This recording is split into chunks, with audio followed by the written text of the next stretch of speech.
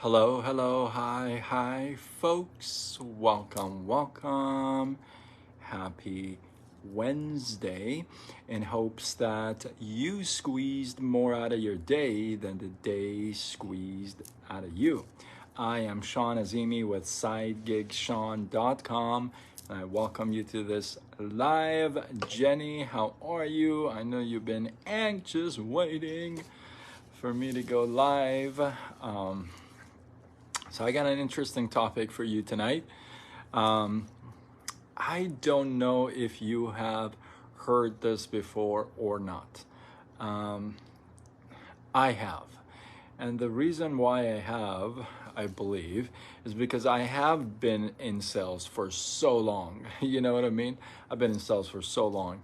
I remember I got my first real sales job when I was 17. And, the rest is history. So I won't keep you up too long, but I know you're going to love this topic. So I don't know if you've heard this before or not, but I know I have, that being in sales or being a salesman or a saleswoman is just so ungodly. Now, maybe ungodly is not what you've heard, okay? Maybe you haven't heard that exact word, but I know I have. I actually have heard that exact word. But most people here, they just look down when you say you're a salesperson. Like, you don't almost say you're a salesperson, right? Why would you say that? Because people would think of you differently, right? Well, I'm here to share with you that I have heard that being in sales or being a salesperson is ungodly. I actually, wow, I haven't told this story. That's another live. But I'll tell you this. I had somebody when I was in sales on the phone, and I remember somebody cussed me out so bad that phone call ended up with the FTC. That was how bad they cussed me out, right? Now, don't fool yourself, okay, please. The world runs on sales. Did you hear me? Every single person, if they have a heartbeat, every single human on earth that has a heartbeat, that actually their heart is beating, they're alive. That's funny, Jenny. Every human sells and buys all the time. All the time. The people who say don't sell or suck at sales are the best salespeople and buyers. It's the truth. Every single person sells and buys. Whether you're selling your child why they can't have ice cream before having their main meal, or you're selling your husband why you want to get sushi, not Chinese, or you're selling an idea, or you're selling a product, you're selling a service, you're selling donations for somebody, you're selling your time as a volunteer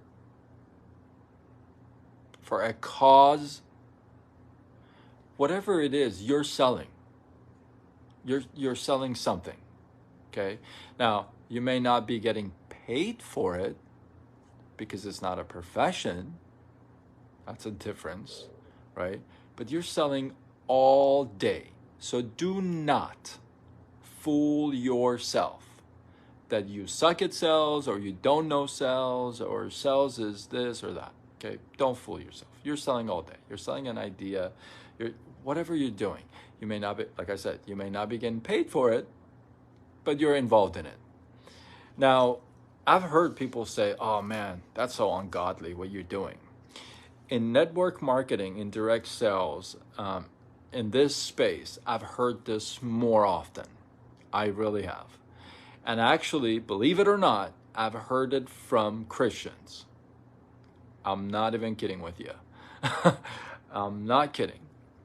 So, which is kind of interesting because Buddha had a quote, right? Buddha had a quote that said, if it weren't for Christians, I would have been a Christian. Did you get that? He says, if it weren't for Christians, I would have been a Christian. Meaning it's all Christians and people that are judgmental and this and that. God is God. Church is church. It's the people. Network marketing is the same thing. People don't hate network marketing. Most people don't even know what it is. They have this idea of this pyramid or MLM or, most people don't really know, right? Most people don't really know. So most people don't hate network marketing. What they hate and don't like are the network marketers. The people who are pushy and, you know what I mean? Annoying as, you know what? Most people don't even know network marketing, the whole profession. But they do understand, that, hey, network marketers are annoying, right? So let's say I was talking to a friend today, and she asked me a question, and I thought that's very interesting. She said, well, how about you give me a Bible verse that shows me sales is cool? Like, it's okay. Like, what does the Bible say about that? And I have been starting to write down like different Bible verses on like my flashcards to I'm gonna remember some of the verses that I really like, and it's just the start, right? I'm just starting to do that. So I said, you know what, I got to get back to you because I don't have those right away in front of me. I'm gonna get back to you. So I got into a couple of things, not everything, but just a couple of things, and I want to share those with you if that's okay. And this is the first time I've ever shared a Bible verse. Wow, in 4 years, but that's cool. So in Proverbs, is one of my favorite books, Proverbs 11:26. First of all, let's talk about King Solomon for a second, right? King Solomon is understood today that his worth is over, not like, over $2 trillion. The richest man, right? Richest man. So Solomon was like one of the wealthiest men even today. Imagine that. He understood collaboration. He understood masterminding. He understood events. He understood charging, residual. I'm going to tell you why. He was, and some of you Bible scholars, please correct me if I'm incorrect. I think I'm right though. But if I'm incorrect, please tell me. He was getting paid. People would pay him to just go and sit and hear him talk, give him wisdom, like the Tony Robbins of the day. They'll pay him. Just go sit there and he would talk. He would get paid 666 coins a year for his masterminds, the get-togethers where people would come in and just like sit there and take notes. That's what I mean. I think that's what, So he understood all that. That's like right there. He sold his ideas. He sold his wisdom. People paid for that. And that was okay.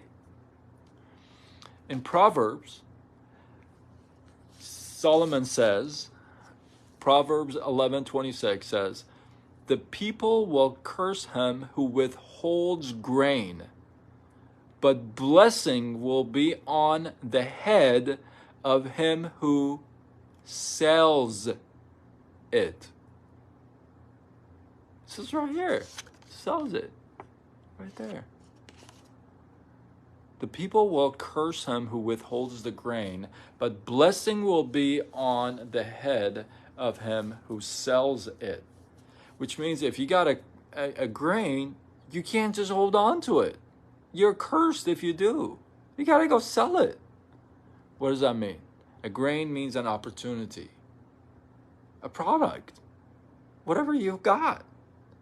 If you're sitting on it and not selling it, not sharing it with people, you're cursed. That's not what you're supposed to be doing.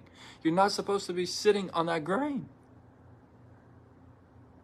You're cursed. I mean, this is just like one verse. I mean, that's just like one.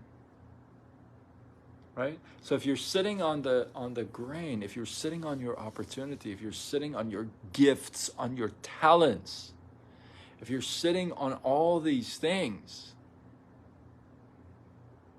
he says that you're cursed. You got to go sell it. And one of my favorites in Proverbs, it ends with Proverb 31. And it's the businesswoman. That proverb is so good. You got to read that proverb. That's so good. Even if you're not a Christian, you got to read it. But Proverbs 31, 24, it says, before I read that, this woman here says she had real estate. She would buy land and sell it. She would sew cotton and linen and make clothes and sell it. She was a businessman, a woman. She rose up when it was still dark, when it was still night, still provided for her family, for her husband, never spoke. I love what it says here. It says, who can find a virtuous wife, for her worth is far above rubies. The heart of her husband safely trusts her. Oh, so good, right? But I mean, this is a businesswoman. She's a gangster. She's like got real estate. She's got clothing line. You know what I mean? She's like selling everything. Everything. And here, like Proverb 31:24 says, she makes linen garments and sells them. What? It's right here. And supplies sashes for her merchants. Are you serious right now? This woman was a gangster. She was money. She was a businesswoman. She had grain, never sat on it, rose early, got to work, hustled. She's a gangster. She hustled all day. I mean, if the wording was there back then, I'm sure he would have said she hustled all day. You know what I mean? So as far as sales is concerned, as far as, hey, I'm going to say it, direct sales, network marketing. If you're sitting on that, I've talked about it a couple of weeks ago, that there's so many similarities from network marketing into the Bible and Christianity and all that. But if you're sitting on a grain and you're not selling it just because you're saying, oh, well, you know, I'm not a good salesperson. It's like, that's the worst. That's like one of the cheapest lines somebody can say right now. A 2-year-old is on Instagram selling stuff. You know what I mean? It's like this stuff doesn't work anymore, right? It just doesn't work anymore. So if you're sitting on a grain, you're cursed. Got it. And I'm talking to myself too. When I was reading this, and I'm like, oh my goodness, I've been sitting on my grain for a long time. I, hence, cursed. I got to be blessed by going out there and selling my grain, right? And the businessman, woman here, it applies to the guys too. We should learn from this woman. Hello? I mean, come on. 3/4 of the dudes I know don't do this stuff. You know what I mean? 3/4 of the dudes I know don't get up early, have clothing line and real estate, multiple businesses and selling and dealing. No. You know, maybe just 1/4 of them. So it's for us guys to learn from her as well, most definitely. So, hey, I say it's the best profession in the world. I tell you, sales is the best profession in the world, and it is the highest paid profession in the world. Period. Sales is the highest paid profession as a whole in the world. So you could definitely learn a lot from that woman. So if you want to learn that, it's called the Virtuous Wife, Proverbs 31, and it's Money in the Bank. So one of the month. Yeah, thank you for the stars. I appreciate it, Jenny. And so, hey, sales is not a bad thing. Some salespeople could be doing bad things. And note there that I don't say some salespeople are bad people, because I truly don't believe there is really any bad people, but there's people that do a lot of bad, right? And therefore that kind of fogs everything up. But salespeople could be cruel, could be vicious, could be brutal, could be heartless, could be all that. Believe me, I have worked with some of the most vicious salespeople that I have met, and I literally can run a couple of names in my head. But I've also worked with some amazing salespeople, amazing what they do. And I've talked about the painting versus the art. Maybe I'll do another live on that. But I've seen some amazing people do amazing stuff. So, and make people happy. Make people happy.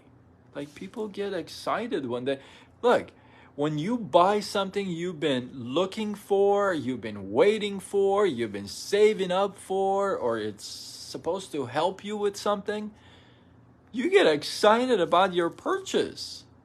And you get excited about the person who sold it to you. It's natural, because you're excited about your purchase, because you know what it's going to do for you. And that's the bottom line, right? Be that example. Hey, DBTG. Don't be that guy. Don't be that girl. DBTG. Don't be that guy. Don't be that girl. Be that guy.